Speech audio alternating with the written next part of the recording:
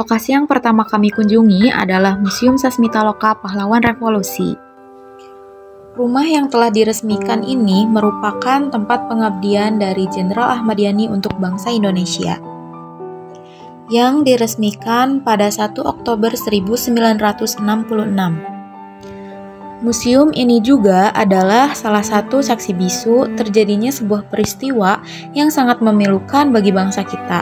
Karena peristiwa tahun 1965, Jenderal Ahmad Yani salah satu korban G30S PKI dan gugur pada peristiwa tersebut, sehingga beliau dianugerahi sebagai pahlawan revolusi. Sebelum memasuki lorong penembakan, terdapat kamar mandi dan juga dapur.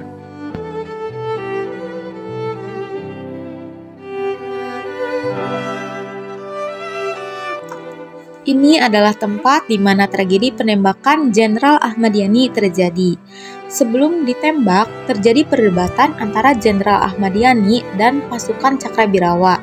Karena perdebatan tersebut, beliau merasa tersinggung dan menampar salah satu pasukan Cakrawirawa, lalu menutup pintu dan terjadi penembakan dari arah belakang sebanyak 7 butir peluru dengan senjata Thompson oleh Sersan Duwagiyadi atas perintah Sersan Raswad yang mengenai punggung beliau. Disinilah tempat gugurnya Jenderal Ahmad Yani yang ditemukan dengan posisi telungkup.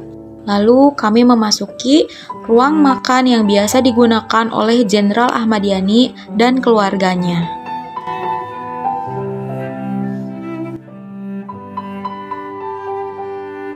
Selanjutnya, inilah ruangan ajudan yang dulunya digunakan oleh Jenderal Ahmad Yani sebagai ruangan kerja, dan buku-buku yang berada di rak adalah buku yang biasa dibaca oleh beliau.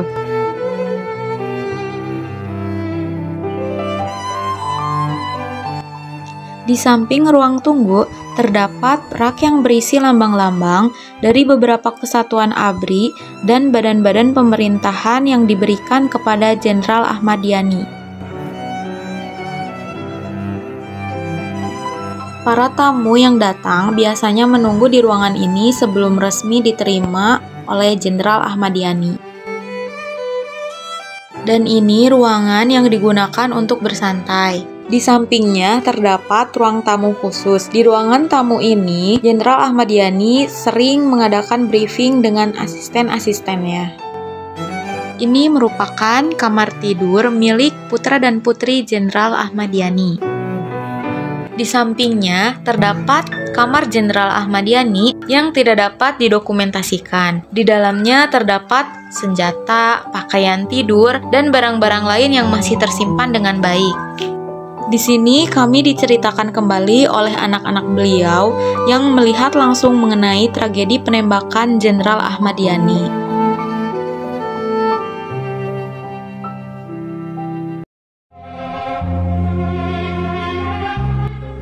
Baik teman-teman, lokasi kedua yang kami kunjungi yaitu Monumen Pancasila Sakti Lubang Buaya. Ini merupakan sumur lubang buaya atau sumur maut yang digunakan untuk membuang mayat para jenderal. Sumur ini ditemukan atas bantuan polisi tingkat 2 Sukitman. Persis di samping sumur lubang buaya terdapat rumah tempat penyiksaan para jenderal yang diculik oleh pasukan Cakrawirawa dan pasukan PKI. Selanjutnya ada pos komando yang digunakan untuk rapat merencanakan strategi penculikan terhadap para jenderal dan perwira TNI Angkatan Darat. Tempat berikutnya adalah rumah milik salah satu warga yang bernama Bu Amroh. Tetapi PKI berhasil mengusirnya, dan rumah ini dialihfungsikan sebagai dapur umum yang digunakan untuk menyimpan logistik PKI selama latihan di daerah Lubang Buaya.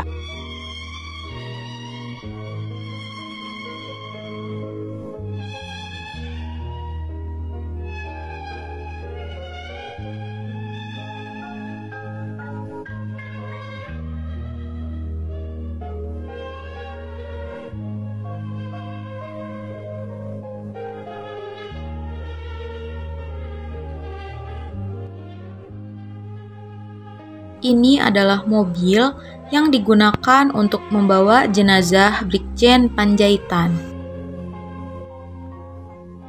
Selanjutnya, ada mobil dinas milik Jenderal Ahmad Yani yang digunakan selama beliau menjabat. Kemudian, kami memasuki Museum Pengkhianatan PKI. Setelah memasuki museum, kita dapat melihat ilustrasi mengenai pemberontakan PKI.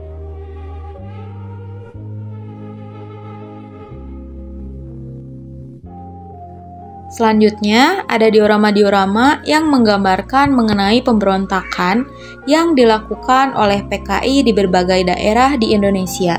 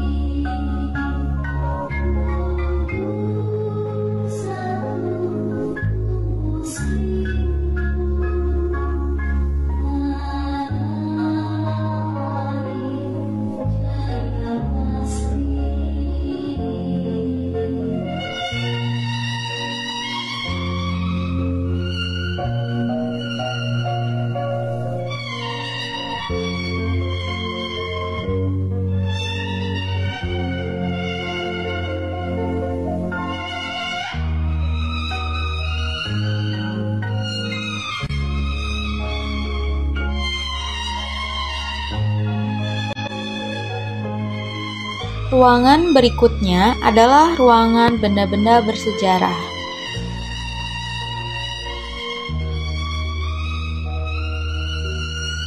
Ini adalah benda-benda peninggalan milik Maijen Siswondo Parman. Selanjutnya ada rak yang berisikan benda-benda peninggalan terakhir milik Brigjen DI Panjaitan. Di rak ini terdapat celana beliau yang berlumuran darah.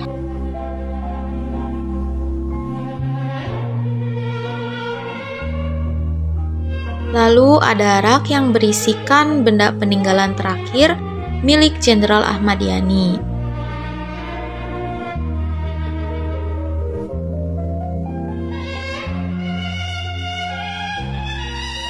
Di rak ini terdapat topi, tongkat komando, celana terakhir yang beliau pakai, dan peluru jenis senjata kaliber 45 yang ditemukan di punggung kanan beliau.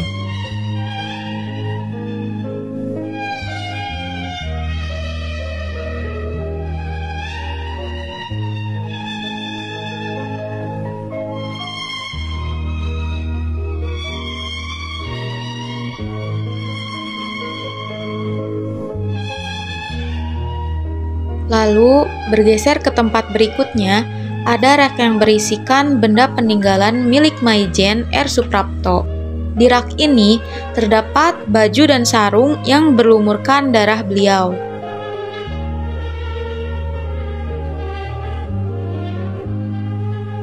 Dan ini rak yang berisikan barang peninggalan terakhir milik Maijen MT Haryono.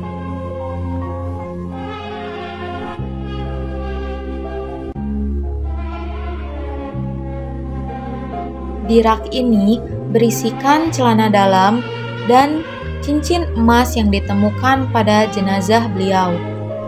Rak terakhir adalah benda-benda terakhir peninggalan Letu Patendean.